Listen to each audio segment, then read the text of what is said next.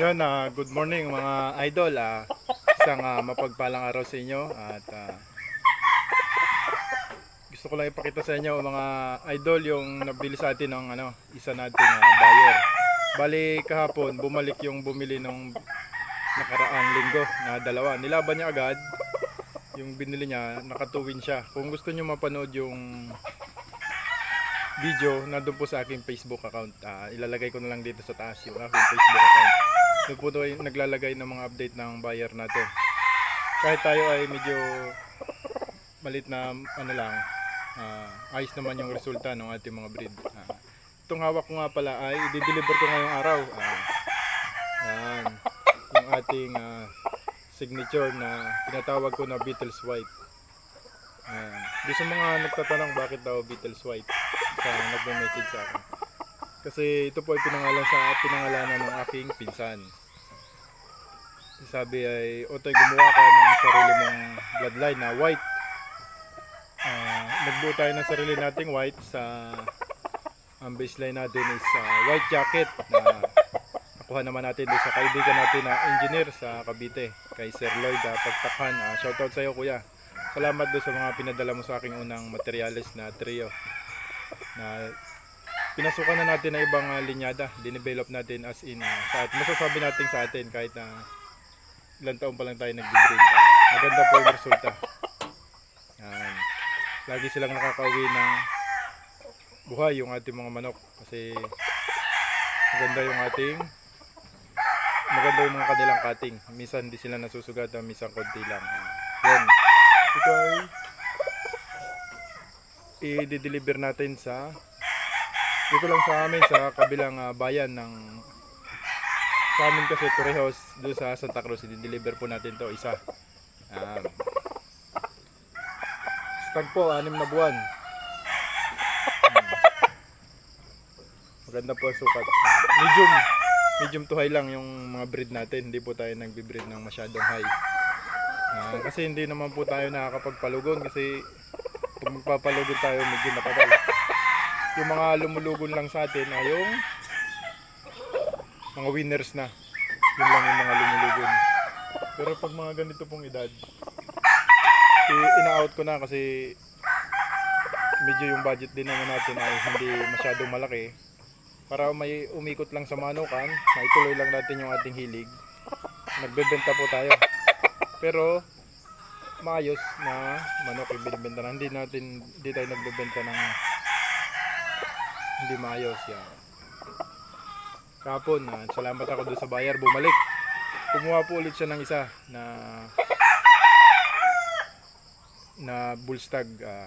Dito po ipapakita ko sa inyo yung picture po ng kinuha niya. Bali ang kinuha niya yung paya, yung medyo yung buntot ay matigas na ganoon. Nagustuhan niya yung sparring. Yun ang pinili niya. Tapos yung natuwa nga siya kasi natuwa din ako kasi binalita niya sa akin na bigla sa nagchat sa akin nung nakaraan na, boss, na palaban na yung kinakuha ko sa iyo, nanalo parehas. Nakita ko yung video, medyo maliit sa laban. Sabi ko, ayos pala, maganda yung kanilang cutting, kaya yun lang yung yung cutting, timing, yung power, yun lang. Kung madali lang naman mag-adjust sa bilis, bili lang tayo ng sweater na pang-infuse kung gusto natin ng konting bilis. Yan. Pero po itong mga white natin, i-tested ko na. Yan. Kahit yung pinanser natin na nakakakuha, talagang tested siya. Mayroon natatalo din pero konti lang. Yun ay natural lang naman sa isang nagsasabong natatalo. Pero wag naman yung lamang sa talo. Okay na yung 80% para sa akin, malaking bagay na yun. So mga idol, samahan niyo ako sa pag-deliver nito. Salamat doon sa ating buyer. Nag-send agad ng payment. Yun, nagtitiwala sa atin. Doon sa mga viewers naman na nagchat-chat, hindi ko po kayo maisa-isa kasi kunti lang yung manok natin. Hindi ko kayo lahat mabibigyan.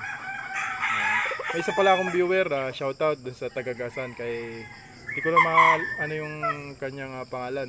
Sabi ko, pag meron ako pang bigay na pulit or hindi ko nagagamitin na mga babaeng manok, bibigyan ko siya, tutulungan ko siya. Naipasasalamat ko lang din sa inyo, dun sa mga subscriber ko na subscribe sa akin, dun sa mga always viewers ko. Yun mga idol, papakita ko sa inyo kung tama lang yung sukat dito. Yan,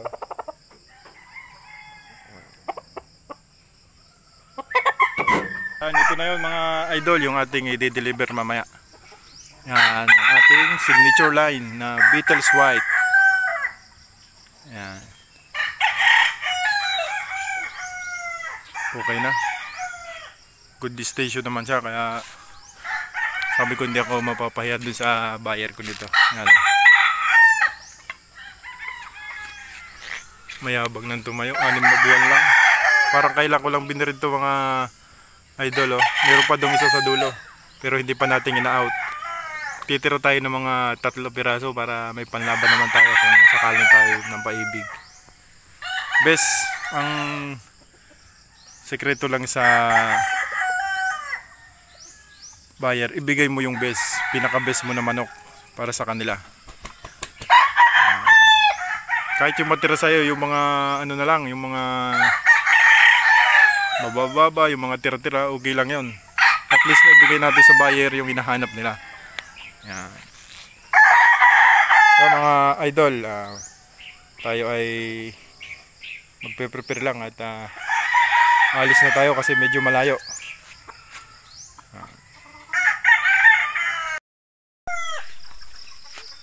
Yun mga idol, magandang hapon sa inyo. Hindi na natin na video yung pag-deliver natin ng ating yung nabili sa atin. Bali dinala na po natin doon sa customer natin. Tuwan-tuwa si Manong doon sa dinala natin. Masaya siya. Ayun. Yun lang yung purpose natin, mapasaya sila doon sa ating mga binibreed, doon sa ating binibenta. Yun. Worth it yung kanilang binayad doon sa nagpadala doon sa kanyang manugang. Yun, ako'y nagpapasalamat din sa inyo mga subscriber ko, doon sa mga sumusuporta sa akin sa palaging panonood, doon sa palaging suporta, hindi nawawala doon sa mga video ko. Ako'y nagpapasalamat sa inyo. Shoutout po doon sa mga subscriber ko na palaging nakasubaybay. Kahit man yung mga video natin ay simple lang, hindi kagandahan, pero patuloy pa rin na nakasuporta.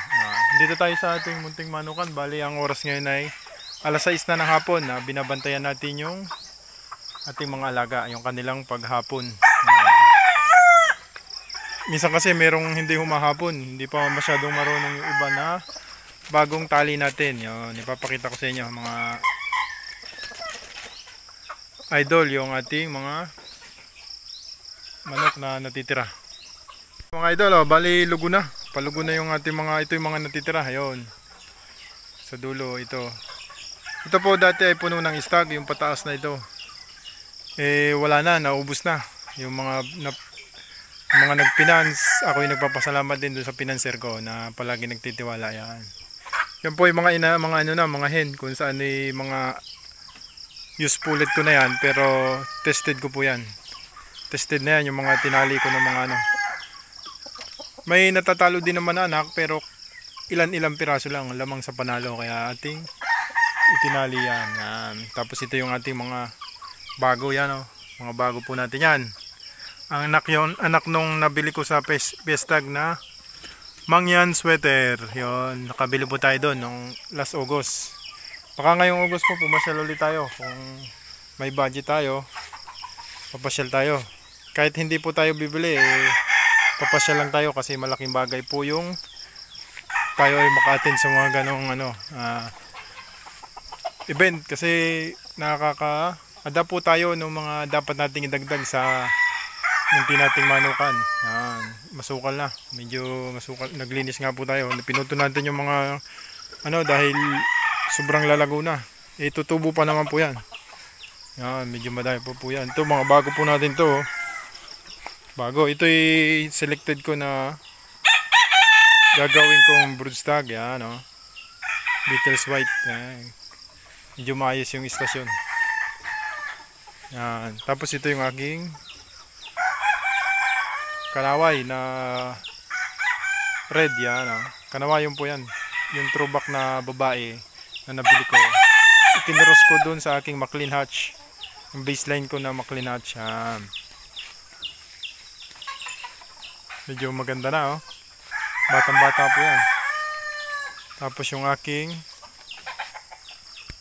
ito po yung ating broodcock sa darating na early bird na season. Gagawin kong broodcock yan. Yan, oh.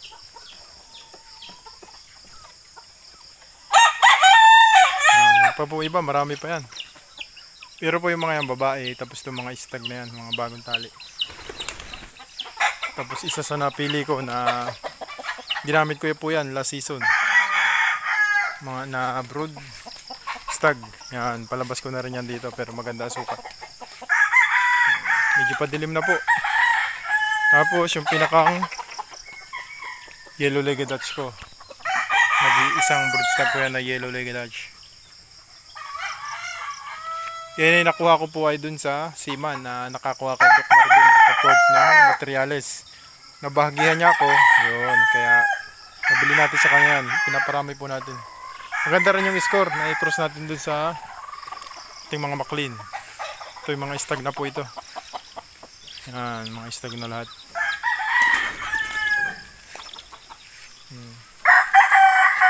Nahapon na po sila. Yun. Tapos dito po yung iba. Ano?